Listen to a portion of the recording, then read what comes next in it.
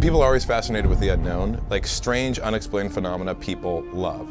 3 people went into the woods and never were seen again. You're like, well, that's been happening for 1,000 years. Like an super expensive plane flown by professionals, you know, took off, was never seen again. I think it freaks us out.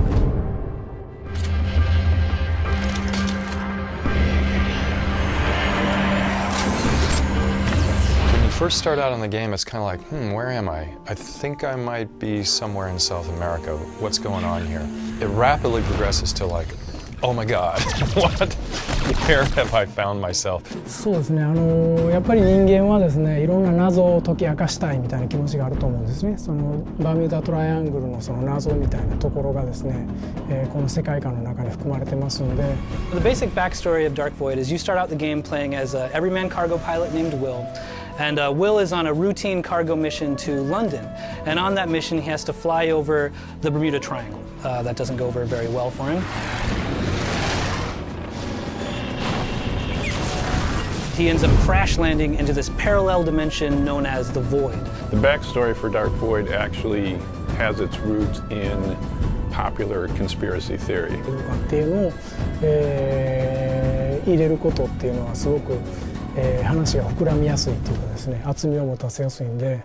What's funny is if you actually do some research on it, not a lot of things actually got lost there, but there's this mystery that always surrounds it because it's this unknown thing. I think the Bermuda Triangle is special because it was only really with the advent of what we consider modern technology did it start to really pick up its myths. When you go into the void, you'll come across all of these elements that have existed on Earth in the past that have gone through these. You'll see like a big ship hulk that's embedded in the side of a gigantic mountain because it came flying through from the Bermuda Triangle and then just wrecked against the side of the mountain. みんなが、その中でその謎を解き明かしていくのかみたいなところもあってですね。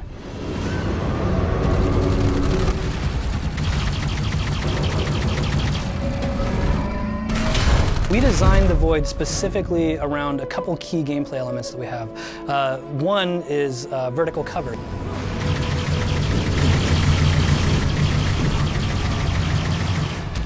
We actually kind of redesigned our world to support it. As we evolved the gameplay, you know, we had to change the entire story and the world and everything. This is where the concept of the Void came from.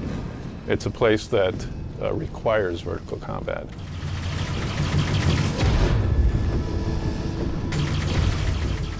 We started with the shooting and the covering and the flight, and vertical came on board. The concept of the Void in the fiction came as a means to give relevance to the gameplay, and that's how the universe really started to take off. The environments are really invented to enhance a sense of vertigo. Big, huge drop-offs, spaces that are fun to fly through. You'll notice when you're looking at the Void that there's a lot of kind of islands that are sticking up out of this weird, cloudy nothingness. And we tried to keep those spires really long, so there's a lot of vertical nature just to the environment in general. We're twisting the concept of space and up and down and everything in it to give you this sense of being in somewhere which is quite otherworldly.